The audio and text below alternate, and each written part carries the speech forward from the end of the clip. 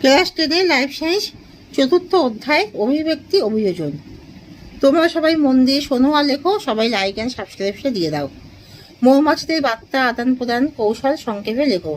মৌমাছিদের সামাজিক জীব বলে, এদের মধ্যে বার্তা আদান প্রদানের উন্নত প্রক্রিয়া দেখা যায়। যেসব শ্রমিক মৌমাছি খাবার সন্ধান করে তাদের স্কাউট বলে। খাবারের সন্ধান পেলে শ্রমিক মৌমাছি দুই প্রকার নৃত্য করে, চক্রাকার নৃত্য আর ওয়াল নৃত্য। চক্রাকার নৃত্য যখন খাদ্যের উৎস 100 মিটারের মধ্যে আর ওয়াল নৃত্য যখন খাদ্যের উৎস 100 মিটারের বেশি, তখন এই প্রকার নৃত্যকে ওয়াল নৃত্য বলে, এটি দেখতে ইংরেজি 8-এর মতো।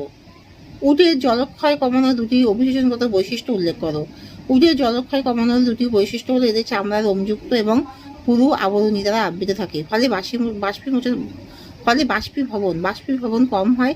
এরা রেচন পদার্থকে শুষ্ক ইউরিক হিসেবে দেহ থেকে ত্যাগ করে। দেহে জলের পরিমাণ কমে গেলে এরা ঘন মূত্র ত্যাগ করে এবং দেহে জল সংরক্ষণ করে।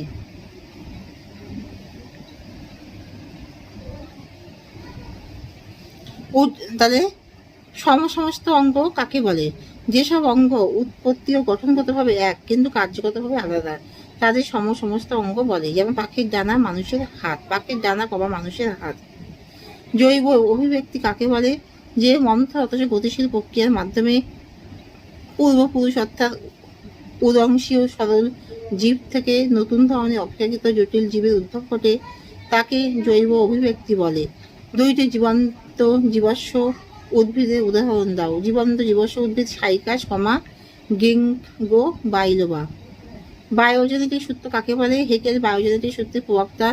তার মতানুসারে প্রতিটি জীব পূর্ণ অবস্থায় খুব অল্প সময়ের জন্য হলেও পূর্বপুরুষের আকৃতির গঠনকে পুনরাবৃত্তি করে। কে অন্টোজেনি, রিপিটস, ফাইলোজেনি বা বায়োজেনেটিক সূত্র বলে।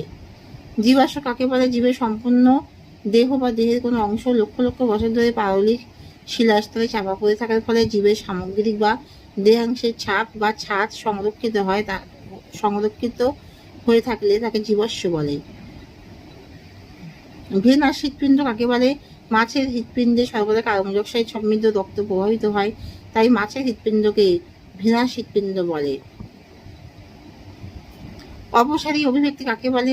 উৎপত্তি ও গঠনগতভাবে একই রকমের অঙ্গযুক্ত জীবদেহে বিভিন্ন পরিবেশে অভিযোজনের জন্য যে বিবর্তন দেখা যায় তাকে অপসারী অভিব্যক্তি বলে। যেমন ঘোড়ার অগ্রপথ, মানুষের হাত, তিমির ফিলিপার ইত্যাদি।